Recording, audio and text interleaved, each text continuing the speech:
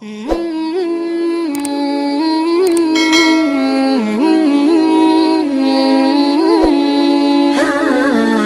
punya guru, ulama besar ahli tafsir.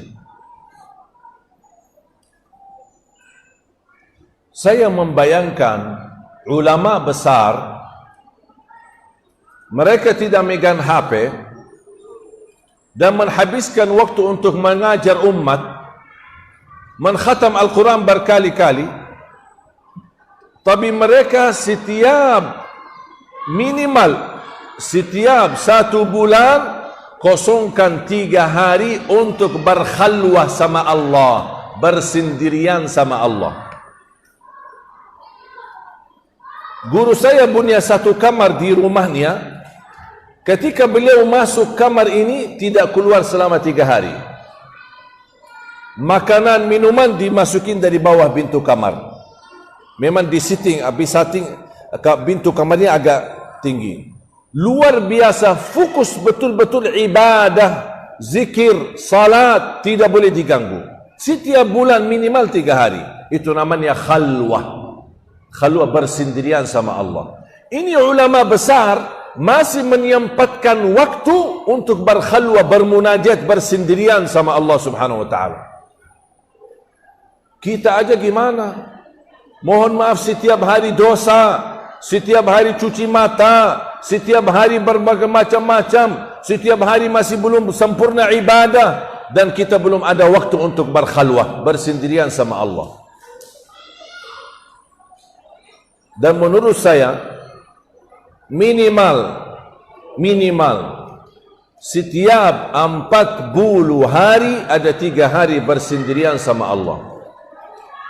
Itu minimal. Kalau bisa di dalam 40 hari itu jangan bicara sama siapa-siapa, matiin HP-nya. Kira-kira bisa nggak? Nanti saya fikir-fikir dulu. Mau fikir-fikir dulu. Saya kasih latihan, amalan. Mulai sekarang, saya mohon Bapak Ibu sampai besok. Sekarang kira-kira jam 10. Sampai besok jam 10. Jangan bicara sama siapa-siapa.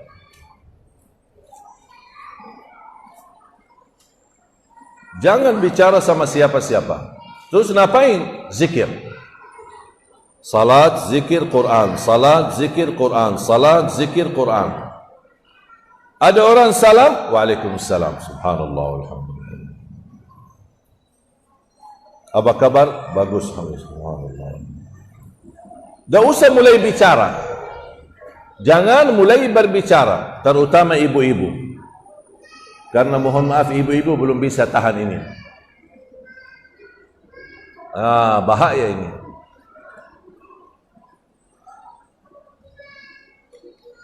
Kira-kira bisa nggak ibu-ibu tahan ini? Bisa? Gatal ya? Kalau tidak ngobrol gatal ya? Kalau tidak cerita gatal ya? Tolong latihan. Saya tidak minta, jangan dipaksa. Tapi saya ingin sejauh mana kita mampu mengendalikan diri. 1 hari. Jangan bicara sama siapa-siapa. Hanya yang keluar dari mulut kita yang baik. Zikir, istighfar, salawat. Zikir, istighfar, salawat. Ibadah Quran, salat. Ibadah Quran, salat. 1 hari aja. Kalau ada orang memulai berbicara, tak apa-apa kita jawab, supaya tidak dianggap sombong. Tapi kalau tidak ada yang mulai bicara, jangan kita mulai berbicara. Latihan, amalan, coba sejauh mana kita bisa. Mungkin ibu-ibu sudah tahu, bisa tahan 1 jam atau cuma 10 menit. Coba, tak apa-apa, kan ini kan namanya amalan. Wallahi Bapak Ibu, kalau kita mampu lebih banyak diam daripada berbicara, apalagi bicara dunia, tapi kita gantikan bicara zikir, istighfar, salawat, ibadah, Quran, salat, wallahi akan Allah turunkan ketenangan di hati yang luar biasa. Dan apa yang saya bicarakan sekarang, silahkan Bapak Ibu coba. Kalau tidak merasa tenang, berarti saya bohong. Tapi itu syaratnya. Jangan mulai berbicara. Di dalam rumah, jangan mulai berbicara. Kalau punya suami, izin sama suami. Pak, izin ya, 24 jam saya tidak mau bicara sama Bapak. Apaan itu? Ya saya dapat ilmu dari si Ali. Apaan ilmu itu? Ilmu sesat. Tak apa-apa, ini hanya sebatas latihan. Apa tujuan saya? Apa keinginan saya? Untuk menjaga kesucian hati. Karena salah satu yang merusak hati adalah lidah. Bicara sembarangan, bicara bebas, titik hitam, titik hitam, titik hitam, apalagi bicara gosip, bicara ghibah, bicara fitnah, bicara urusan orang, tambah titik hitam, lama kelamaan hati kita jadi hitam. Baca Quran tidak nikmat, salat tidak khusyuk, doa kau tidak bisa nangis, zikir tidak bisa tersentuh. Kenapa? Karena hatinya sudah tertutup, terlalu bebas berbicara. Orang dahulu bicara mubah, mereka hati-hati. Bicara mubah, mereka hati-hati. Bukan bicara haram. Kita mohon maaf, bicara haram aja bebas. Bicara urusan orang lain, ini orang datang, ini orang pergi. Ini lihat tetangga kami kemarin cerai, tetangga kami nikah lagi, kasihan istrinya, jadi bahan cerita. Apa urusan kita sama orang? Allah dah bakal tanya di hari kiamat, gimana urusan dosa tetanggamu atau urusan keluarga tetanggamu? Yang ditanya oleh Allah urusan kita. Masa kita lebih banyak tahu urusan orang daripada memperbaiki urusan kita? Apa kata Imam Syafi'i? Coba nasihat Imam Syafi'i. Tuliskan dengan emas. Kata Imam Syafi'i, kalau kita sibuk memperbaiki aib diri kita, tidak bakal ada waktu melihat aib orang lain. Kalau kita sibuk memperbaiki aib kita, man syaghalahu aibuhu an aibu nafsihi anin nas lam yajid waqtan li fathi uyubin nas. Barang siapa yang membuka, mempelajari, memperbaiki aib dirinya sendiri, tidak bakal ada waktu untuk mempandangi aib orang lain. Kenapa tidak ada waktu? Karena memang aib kita terlalu banyak, kekurangan kita masih banyak, kesalahan kita masih banyak, makanya kita harus terus memperbaiki. Itu namanya muhasabah. Dan semestinya muhasabah, kalau khalwah, setiap 40 hari 3 hari khalwah, bersendirian. Kalau muhasabah, setiap 3 hari sekali. Kalau tidak bisa setiap malam, setiap 3 hari sekali harus kita muhasabah. Harus kita menyadarkan diri, jangan sampai terlalai dari urusan dunia, kesibukan urusan keluarga. Akhirnya lama kelamaan tambah kita sadar sudah meninggal dunia, belum dapat husnul khatimah. Na'udzubillahi min dzalik. Sudah faham Bapak Ibu? Sudah jelas? Saya akhiri 3 amalan.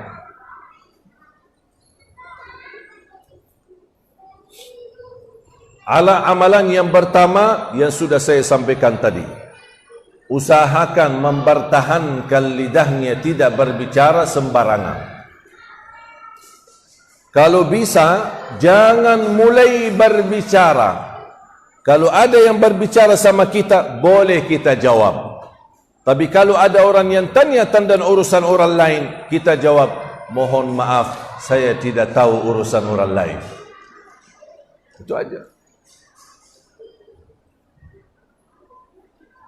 Saya pernah ketemu seorang ibu, dia bilang, Alhamdulillah, saya tidak pernah membicarain orang lain. Tapi ibu pasti suka dengar cerita. Ya, kadang-kadang ini tetangga yang datang gitu, gimana?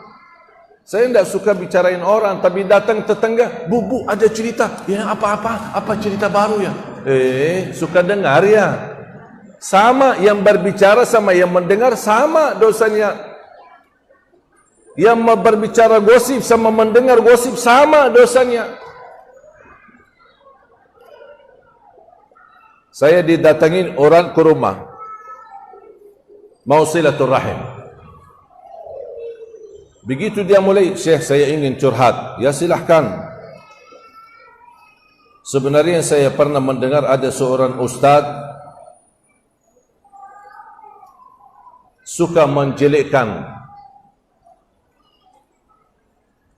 dan suka menyebut kata-kata yang tidak baik terhadap Syekh Ali Jabir. Dan saya ingin kasih tahu ustaz supaya ustaz hati-hati. Saya bilang stop. Mohon maaf, urusan kamu apa? Ustaz itu bicarain saya. Urusan kamu apa?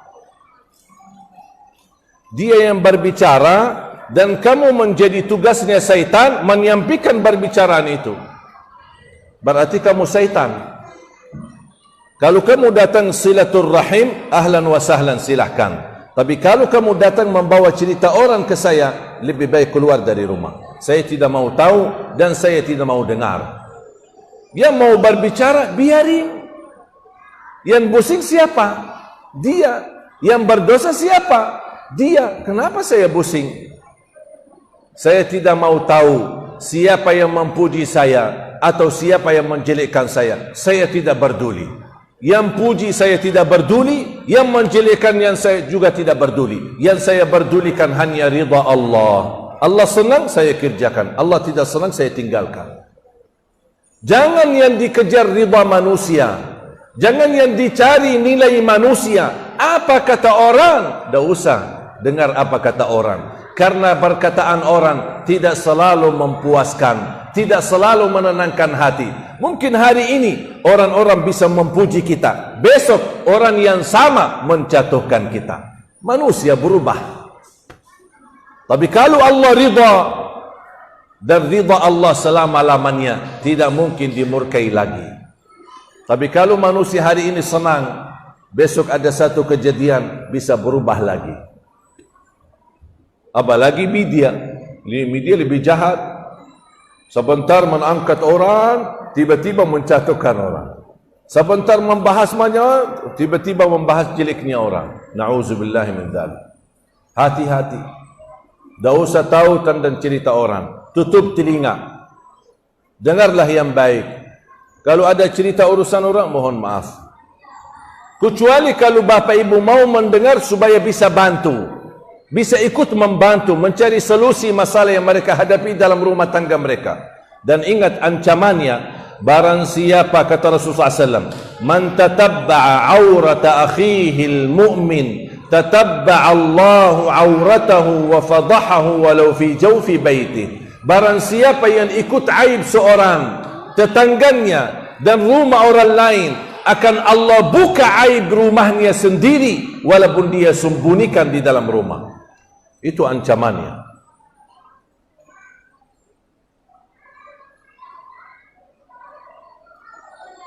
Kalau kadang-kadang pulang ke rumah, istri saya suka mencerita. Ini ada cerita kejadian begini begitu sama teman-temannya, sahabat-sahabatnya. Saya bilang, sayang, boleh enggak tak usah saya tahu, tak usah saya dengar. Urusan kamu sama teman-teman kamu biar urusan kamu aja deh. Saya tidak mau dengar. Terbeban fikiran, terbeban hati, apalagi timbul nanti buruk sangka atau kita bisa memfitnah. Tak usah. Ada siapapun yang menjelekkan kamu, sabar. Maafkan sajalah, tak usah pusing. Siapa yang memuji kamu dan senang sama kamu, jangan terlalu berfoya-foya dan bangga karena bisa menjatuhkan hatimu. Udah biarin aja. Kalau ada orang pujimu, yang diucapkan Alhamdulillah. Allah yang menggerakkan lidah mereka mengucapkan pujian itu. Kalau ada orang menjelekkanmu, Alhamdulillah, Allah uji saya melalui lidah orang lain. Sudah selesai. Belajar. Kalau ada yang salah sama kita, saya selalu berprinsip, ya Allah, kalau ada yang salah sama saya, ampunilah dia. Kalau ya Allah saya salah sama siapapun, ya Allah ampunilah aku. Sudah selesai. Tidak usah panjang lebar. Tidak usah tahu siapa yang salah sama kita, siapa yang menjelekkan kita, siapa yang fitnah kita. Tidak usah tahu. Wallahi bakal pusing, stres, tambah kerjaan baru, tambah urusan baru, dan bikin beban fikiran.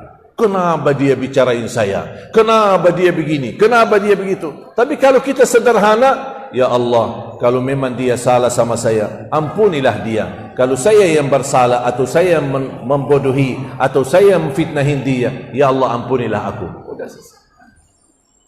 Itu akhlak Nabi Muhammad sallallahu alaihi wasallam. Mau Bapak Ibu tiru akhlak Nabi Muhammad? Itu akhlak Nabi.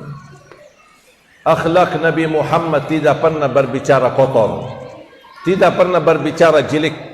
Bahkan Rasulullah SAW bersabda, "Man kana yu'minu billahi wal yawmil akhir, falyaqul khairan aw liyasmut."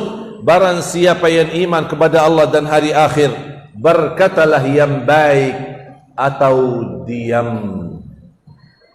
Dan mohon maaf, gara-gara pengaruh lingkungan, lebih baik diam daripada berbicara. Siap? Faham?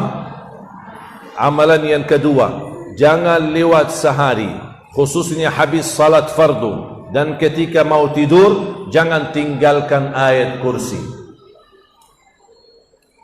Hafalkan ayat kursi.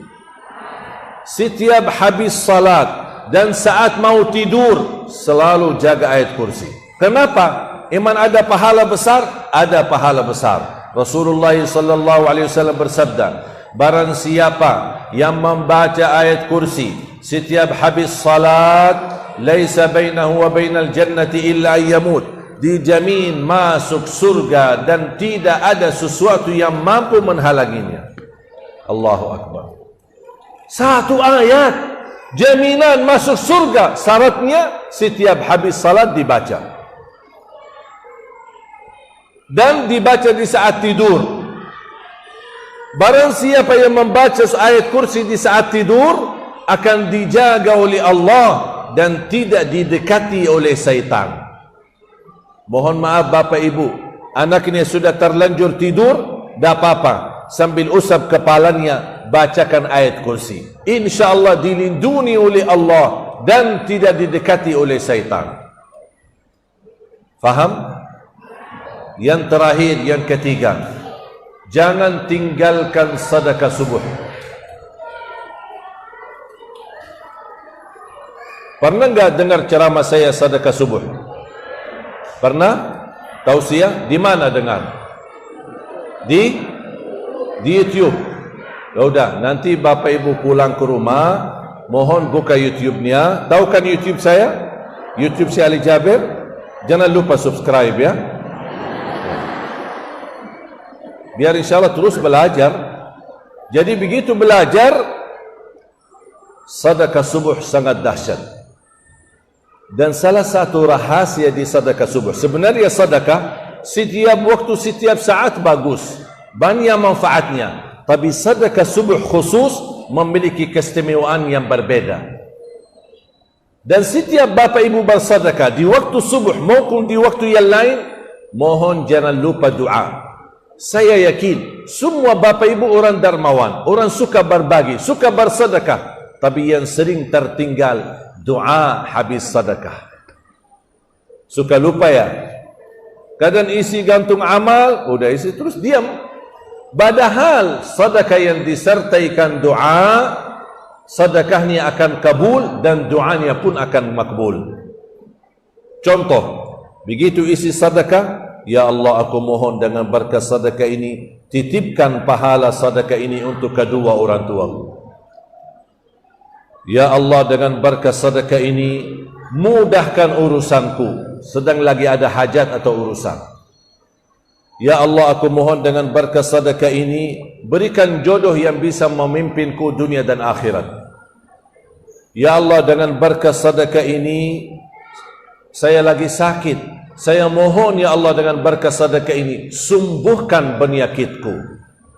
Ya Allah, dengan berkah sedekah ini berikan ya Allah kemudahan bisa ke tanah suci ya Allah, haji dan umrah dan ziarah Nabi Muhammad. Itu namanya sedekah tawassul doa. Doa tawassul bis sedekah.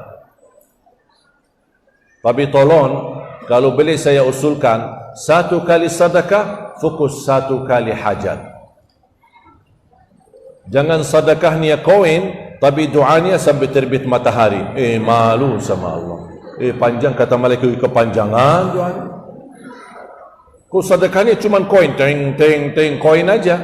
Tapi doanya kau lama-lama banget. Satu kali sedekah, satu kali hajat.